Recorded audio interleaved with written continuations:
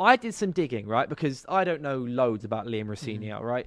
5.5-year deal plus an option for a further 12 months, which, that's a sign of intent from Chelsea there. That's how they financially operate. That's how they financially operate, but also that's a big contract to give someone who's 41. He's only a year older than Ruben Amorim. But I went through and I had a look at, okay, how are they going to play? Because Chelsea are the team, when I think of a back three team, I think of Conte's Chelsea, right? That's the only team to win the Premier League with a back three, I believe, at least in recent times. And so I did some digging into Rosenior. Now, how has this Strasbourg team played? So obviously I was looking at Athletic, other sources, checking some highlights. And from what I can gather, based on various different sources and everything, is that Rosenior is a manager where his Strasbourg team can switch formation depending on the opposition a lot. So it could be a 3-4-2-1, the formation that I now despise, but also like switching to a 4-3-3 / classic 4-2-3-1 apparently very regularly, like literally depending on whatever's going on, it's switched left, right and centre. But what I found so interesting was looking at looking at their passing maps. Their goalkeeper is outside the area on their passing maps, or right on the edge of that D for the passing map. So Sanchez, I think that might be something they're going to immediately look at in the summer goalkeeper position, because I don't know if Sanchez will be able to do that. Well, we'll see for the rest of this season. But, massively improved, by the way, we have to admit. Sanchez this season has been massively improved. He's improved, but he's not got to the be improved upon regardless. Yeah, he's done well in improving. He's had some good games, and he was good against you guys. In the 1-1 draw, but I think overall they've got to improve him.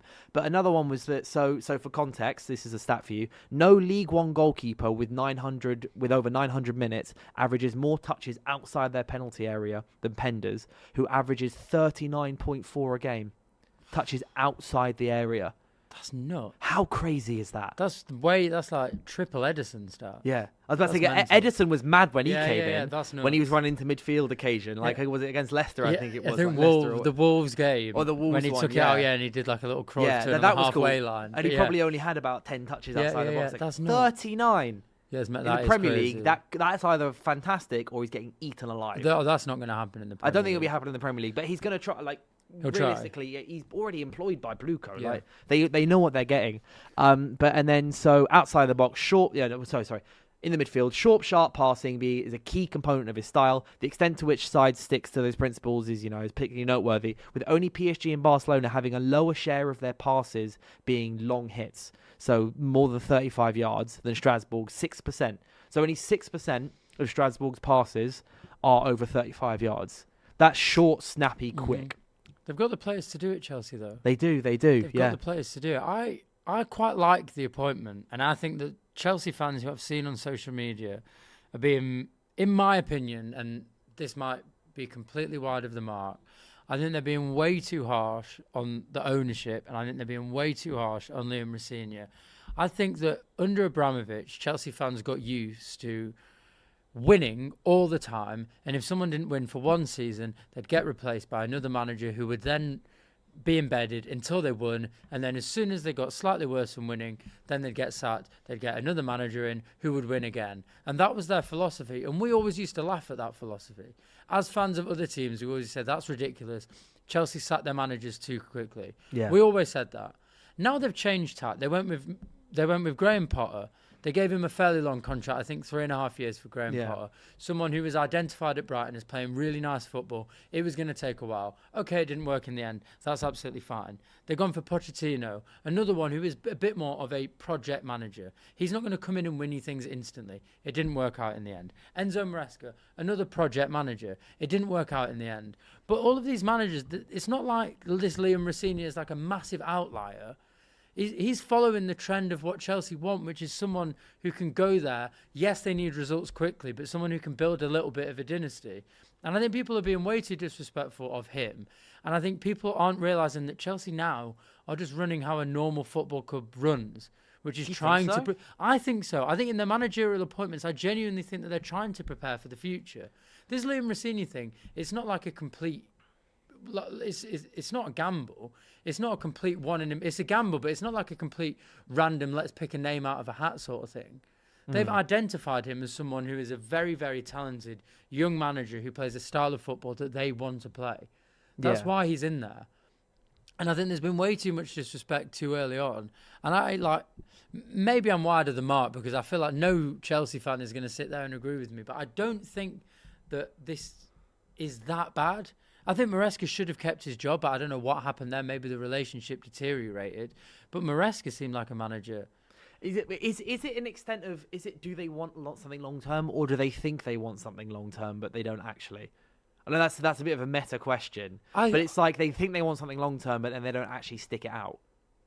They might not stick it out, but that might be due to circumstances that we don't know. You think each time it's just been I think each time it just hasn't. I think the Graham Potter thing. I think Graham Potter, unfortunately, was misprofiled by every single big club in the world.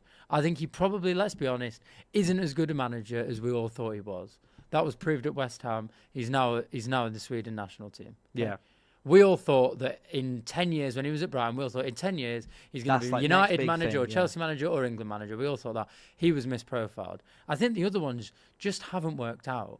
I think Maresca should have worked. He's from the Pep Guardiola school of philosophy. City want him, right? City actively want him to replace Guardiola, or he's certainly on the shortlist of 3. That means that he can't be a bad manager. He can't be a bad managerial appointment. Maybe it didn't work out because of his ego. Maybe things didn't work out behind the scenes. Or just like the way it's structured upstairs. But I don't think that Graham Potter at the time was a bad managerial appointment. I don't think Pochettino was a bad managerial appointment. Yeah. I don't think Maresca was. And I don't think that Liam Rosenior will be.